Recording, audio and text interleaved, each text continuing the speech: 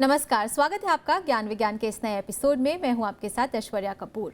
आज के प्रोग्राम में चर्चा करेंगे इनोवेटर्स मीट की और आनुवांशिक रूप से संशोधित फसल से जुड़े शोध के बारे में।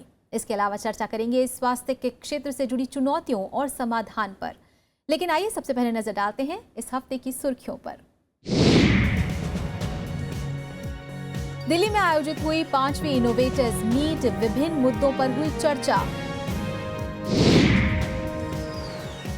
विकसित की गई जीएम कपास की प्रजाति, वैज्ञानिकों का दावा पूरी तरह से है सुरक्षित। National biosciences award for career development 2015 की घोषणा, युवा वैज्ञानिक होंगे सम्मानित। और खोज खबर में चर्चा करेंगे तकनीकी द्वारा स्वास्थ्य के क्षेत्र में आए बदलाव और इसके भविष्य के बारे में। चलिए खबरों को विस्तार से जान लेते हैं। शोध के क्षेत्र में नवाचार और उद्यमों को बढ़ावा देने के लिए हाल ही में दिल्ली में 2 दिवसीय 5वें इनोवेटर्स मीट का आयोजन किया गया। इस आयोजन में वैज्ञानिकों, इनोवेटर्स और उद्योग जगत से जुड़े विशेषज्ञों ने बढ़ चढ़कर हिस्सा लिया और साथ ही विभिन्न मुद्दों पर चर्चा भी की। इस आयोजन की थीम रही biotech innovation ecosystem strategising the next leap, जिसमें मुख्य रूप से बायोसाइंसिस के क्षेत्र में नवाचार के लिए नई योजनाओं के निर्माण पर जोर दिया गया। आइए देखते हैं ये रिपोर्ट।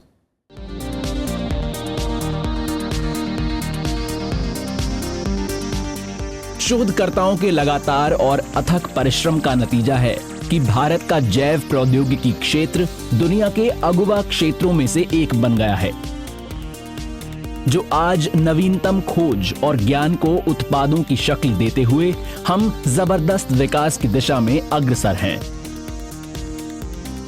शोध प्रक्रिया की सराहना करते हुए BIRAC नाम से मशहूर biotechnology industry research assistant council ने हाल में राजधानी में 5वें इनोवेटर मीट आयोजित की। 22 और 23 सितंबर को चले समारोह का थीम था biotech innovation ecosystem strategising the next leap. 5वें शोध सम्मेलन का उद्घाटन किया केंद्रीय विज्ञान, तकनीकी और भूविज्ञान मंत्री डॉक्टर हर्षवर्धन और विज्ञान, तकनीकी और भूविज्ञान राज्य मंत्री श्री YS चौधरी ने। सम्मेलन में जैव प्रौद्योगिकी क्षेत्र से जुड़ी शोध प्रक्रिया को तेज करने की जरूरत पर बल दिया गया, जो देश के 130 करोड़ लोगों की जिंदगी को प्रभावित करती है। This innovator meet is basically to meet the investors, in one forum where we could express that, we have such products, instead of meeting all of them one by one, this is one forum where we could tell that, this is the innovation and what kind of investment we are looking at. Excellent day where we could meet several investors and several innovators. I'm very happy to know that, BIRAC was able to fund so many people and so many innovations have come out of it. We are very glad. Great opportunity and a privilege to be able to showcase the good work that we have been doing. And the good thing about it is India needs this type of technology which can reach smaller towns, smaller hospitals and rural areas where we can really make a big difference. सम्मेलन के दौरान नवीनतम उत्पाद और तकनीकी विकास के लिए 5 शोधकर्ताओं को पुरस्कृत किया गया। सम्मेलन में करीब 300 वैज्ञानिकों, इनोवेटर्स, इंडस्ट्री के जानकार और नीति निर्धारकों ने हिस्सा लिया, जिन्होंने बायोटेक इनोवेटिव इकोसिस्टम की मौजूदा समस्याओं और इस मंच से नेटवर्किंग बढ़ाने जैसे विषयों पर विचार विमर्श किया। 5वें सम्मेलन में शामिल होने वाले कुछ गणमान्य लोगों में इजराइल के श्री इगाल एरलिच और द योजमा ग्रुप के साथ-साथ DBT, DST और DIPP सचिव भी शामिल थे। BIRAC का मकसद है देश भर में महत्वपूर्ण सामाजिक क्षेत्रों में शोध और नवाचार को तकनीकी विकास से जोड़ना। ये जैव प्रौद्योगिकी विभाग के तहत बिना लाभ वाली पब्लिक सेक्टर संस्था है।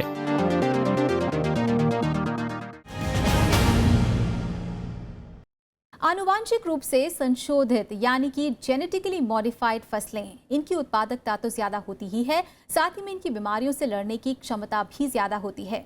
इसी कड़ी में भारत में जीएम सरसों विकसित करने वाले दिल्ली विश्वविद्यालय के प्रोफेसर दीपक पेंटल और उनके दल ने हाल ही में जीएम कॉटन की एक प्रजाति विकसित करने में सफलता हासिल की है। वैज्ञानिकों का दावा है कि ये पूरी तरह से सुरक्षित है। आइए जानते हैं उस तकनीक के बारे में जिसके द्वारा जेनेटिकली मॉडिफाइड फसलें विकसित की जाती हैं।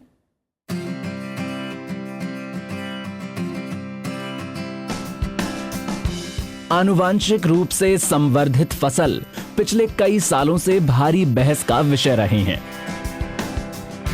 भारी उत्पादकता, कीड़ों और रोगों से बचाव की क्षमता का हवाला देकर कई जानकार आनुवांशिक रूप से संवर्धित फसलों की वकालत करते हैं, तो इंसानों और पर्यावरण पर नकारात्मक असर का आरोप लगाकर कई इसका विरोध करते रहे हैं। लेकिन भारत आनुवांशिक फसलों के उत्पादन में एक कदम आगे बढ़ गया है और वो है सुरक्षा के लिहाज से उचित जांच। मल्टीनेशनल्स और खाद्यान्नों का आयात खर्च कम करने के मकसद से ये कदम उठाया जा रहा है। इन सुरक्षा मानकों के साथ आनुवांशिक रूप से संवर्धित फसल हो सकती है सरसों, जिसे दिल्ली विश्वविद्यालय के प्रोफेसर दीपक पेंटल और उनके दल ने विकसित किया है। सरकार की बनाई कमेटी ने इस बीज को खाने, सेहत और पर्यावरण के लिहाज से हरी झंडी दे दी है और जल्द ही वाणिज्यिक तौर पर इसका उत्पादन शुरू किया जा सकता है। ब्रासिका परिवार के सरसों में पारंपरिक उपज की विधि से मुश्किल से आनुवांशिक परिवर्तन किए जा सकते हैं। आनुवांशिक रूप से अलग सरसों से पैदा हुई फसल में ही आनुवांशिक बदलाव संभव है। ऐसे दो अलग अलग पौधों के पराग कणों को निषेचित कर उनमें आनुवांशिक बदलाव किए जा सकते हैं। इस विधि में बार्नेस और बार्नस्टार नाम के बैक्टीरियल जीन्स पौधों में डाले जाते हैं।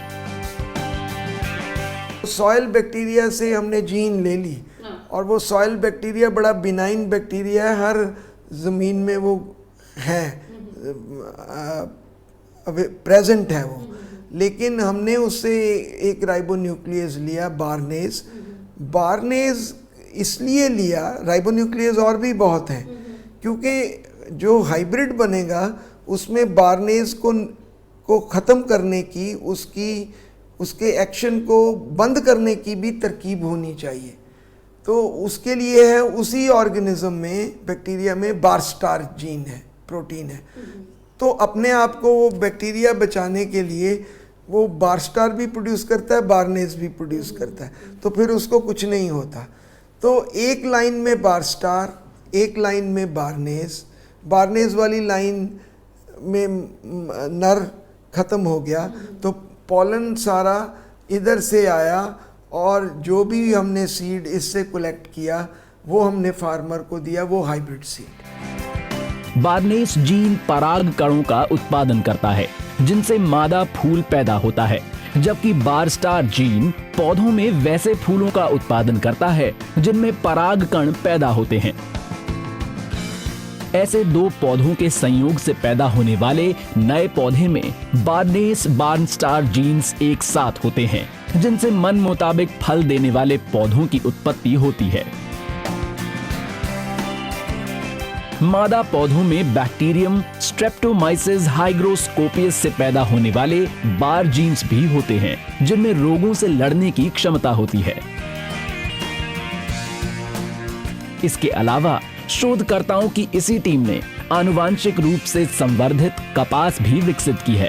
बाकी विशेषताओं में भारी उत्पादन क्षमता वाले ये कपास मोनसैटो के बीटी कॉटन के समान है, लेकिन इसमें रोगों से लड़ने की क्षमता कहीं ज्यादा है।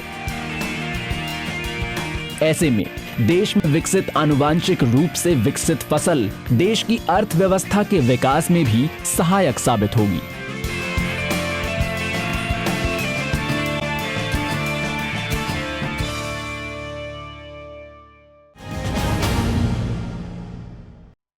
विज्ञान के क्षेत्र में बेहतर कार्यों के लिए दिए जाने वाले पुरस्कारों से वैज्ञानिकों का मनोबल बढ़ता है और उन्हें और आगे जाने के लिए प्रेरित करता है।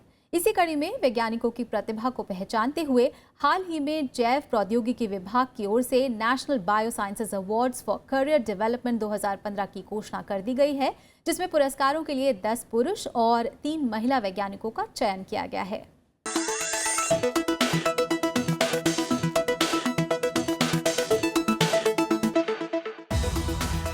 शोध के लिए वित्तीय सहायता के रूप में प्रोत्साहन मिले तो युवा शोधकर्ताओं का उत्साह दोगुना हो जाता है। इसी विचार से विज्ञान और तकनीकी विभाग और जैव प्रौद्योगिकी विभाग ने कई पुरस्कारों और सम्मानों की शुरुआत की है।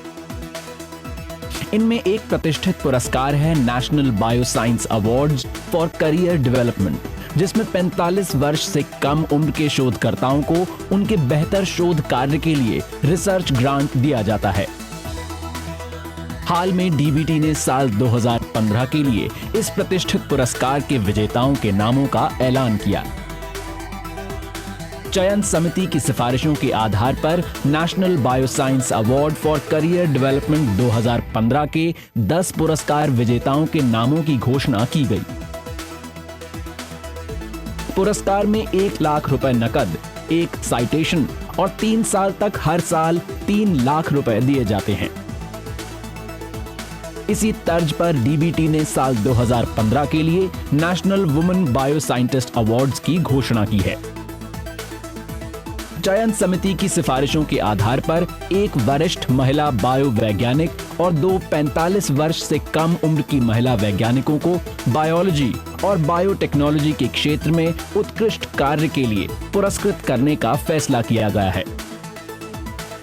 इस पुरस्कार में नगद 5 लाख रुपए, 1 साइटेशन और 1 स्वर्ण पदक दिया जाएगा।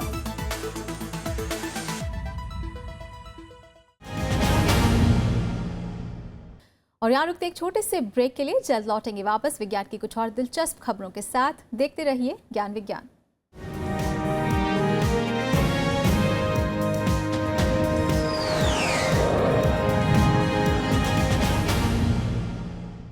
ब्रेक के बाद आपका फिर से स्वागत है। आप देख रहे हैं ज्ञान विज्ञान और देश और दुनिया में चल रही वैज्ञानिक हलचलों को जानने के लिए आइए नजर डालते हैं साइंस एक्सप्रेस पर।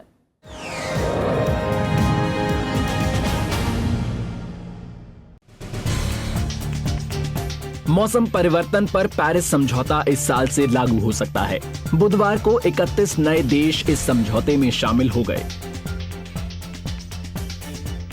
इन देशों को संयुक्त राष्ट्र महासचिव बान की मून ने एक विशेष समारोह में पेरिस समझौते का हिस्सा बनाया। इसके साथ ही पेरिस समझौते में शामिल होने वाले देशों की संख्या बढ़कर 60 हो गई है, जो समझौते को लागू करने के लिए जरूरी 55 देशों से 5 ज्यादा है। लेकिन वैश्विक प्रदूषण में अब तक शामिल सभी 60 देशों का योगदान महज 47.62% है, जबकि समझौते को अमल में लाने के लिए अभी 7.5 प्रदूषण फैलाने वाले देशों की और जरूरत है।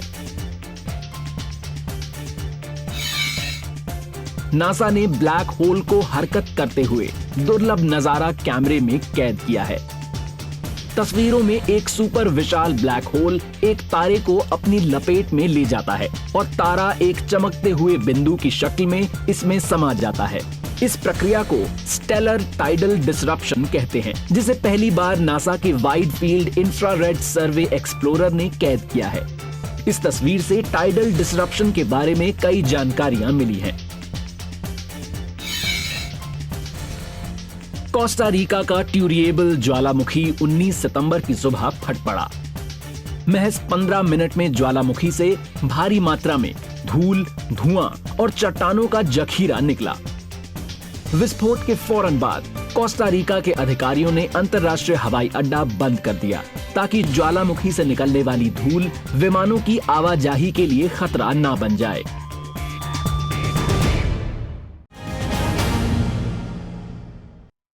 आज़ादी के 70 साल पूरे हो चुके हैं। बीते सालों में हमारे देश ने तरक्की तो बहुत की है, लेकिन आज भी कई ऐसे क्षेत्र हैं जहां चुनौतियां बरकरार हैं। बात करें स्वास्थ्य के क्षेत्र की, तो आम लोगों और ग्रामीण तबकों में समस्या जस की तस है। आज भी डेंगू, मलेरिया जैसी कई बीमारियों से लाखों लोग दम तोड़ देते हैं। ऐसे में बुनियादी स्तर पर तकनीकी रूप से क्या बदलाव लाए जा सकते हैं? ऐसे कौन से कदम उठाने होंगे जिनसे कि जमीनी स्तर पर स्वास्थ्य के क्षेत्र से जुड़ी चुनौतियों को खत्म किया जा सके? इसी मुद्दे पर चर्चा करने के लिए आज हमारे साथ स्टूडियो में मौजूद है Indian society of health care professionals की डॉक्टर अनुराधा खैरनार। डॉक्टर से हम बात करेंगे, लेकिन इससे पहले नजर डालते हैं इस रिपोर्ट पर।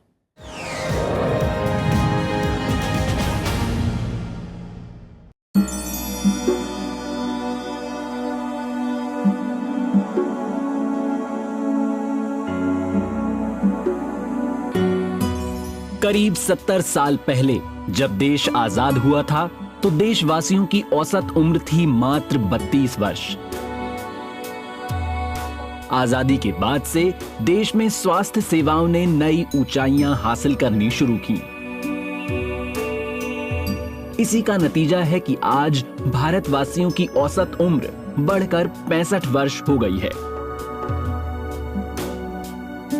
स्मॉल पॉक्स और पोलियो जैसी बीमारियों के उन्मूलन से लेकर टेलीमेडिसिन के इस्तेमाल तक भारत ने आजादी के बाद से स्वास्थ्य सुविधाओं के क्षेत्र में लंबा सफर तय किया है। सबसे महत्वपूर्ण स्वास्थ्य सेवाओं के क्षेत्र में एक है जेनरिक ड्रग इंडस्ट्री, जो कई सस्ती और आसानी से उपलब्ध जेनेटिक दवाओं का उत्पादन कर रही है। आज हमारे देश में स्वास्थ्य जनित सुविधाओं और प्राथमिक स्वास्थ्य केंद्रों का एक मजबूत ढांचा मौजूद है। इसी का नतीजा है कि पिछली सदी में 50 के दशक तक महामारी का रूप धारण करने वाले भुखमरी के कई प्रकार, मसलन क्वाशियोरकोर, बेरीबेरी और पेलेग्रा, आज अपनी अंतिम सांसें गिन रहे हैं। आईटी क्षेत्र में आई क्रांति के बाद मेडिकल तकनीकी में भी तेजी से सकारात्मक बदलाव आया है, लेकिन स्वास्थ्य सुविधाओं का सफर अभी अपने मुकाम तक नहीं पहुंचा है। लगातार बढ़ती आबादी, सुविधाओं का अभाव, दवाओं से बेअसर जीवाणुओं की पैदाइश, संक्रामक बीमारियों में बढ़ोतरी और आम लोगों में बुनियादी मेडिकल जानकारियों का अभाव न सिर्फ दूर दराज के ग्रामीण इलाकों बल्कि शहरी क्षेत्रों में भी चुनौती बनती जा रही है। भारत को न सिर्फ टीबी, डेंगू और मलेरिया जैसे संक्रामक रोगों से बल्कि बच्चों में भुखमरी, प्रजनन संबंधी समस्याओं और अल्कोहल और तंबाकू जैसे जानलेवा आदतों से भी निपटना है। देश की अधिकांश आबादी तक आज भी बुनियादी स्वास्थ्य सेवा केंद्रों की पहुंच नहीं है और ऐसे दूर दराज के इलाके अगर बाढ़ जैसी प्राकृतिक आपदाओं से ग्रस्त हो जाएं, तो स्वास्थ्य समस्या विकराल रूप धारण कर लेती है। गंभीर सवाल है कि आखिर इन गंभीर चुनौतियों से निपटने में आईटी उपकरणों की कैसे मदद ली जाए। इस दिशा में एक महत्वपूर्ण कदम हो सकता है मोबाइल हेल्थ केयर यूनिट। आज भारत में कई तरह के हेल्थ केयर एप्लीकेशंस उपलब्ध हैं। मोबाइल नेटवर्क के जरिए इन एप्लीकेशंस और बुनियादी स्वास्थ्य जनित सुविधाओं की पहुंच घर घर तक पहुंचाने की कोशिश की जा रही है। इसी तरह ग्रामीण इलाकों में बुलाने पर डॉक्टर की सुविधा, टेलीमेडिसिन और टेली रेडियोलॉजी सेवाओं के अलावा गंभीर बीमारियों और आपात स्थितियों से निपटने की सेवाओं के प्रचार प्रसार की गंभीर आवश्यकता है। दूर दराज के इलाकों में दवाएं पहुंचाने के लिए ड्रोन के इस्तेमाल जैसे विकल्पों का भी परीक्षण किया जा रहा है। सस्ते स्मार्टफोन के साथ ड्रोन की सुविधा जोड़ने के प्रयोग को कामयाबी मिल गई तो देश के दूर दराज के इलाकों में स्वास्थ्य सुविधाएं उपलब्ध कराने की दिशा में ये एक अभूतपूर्व और क्रांतिकारी कदम होगा।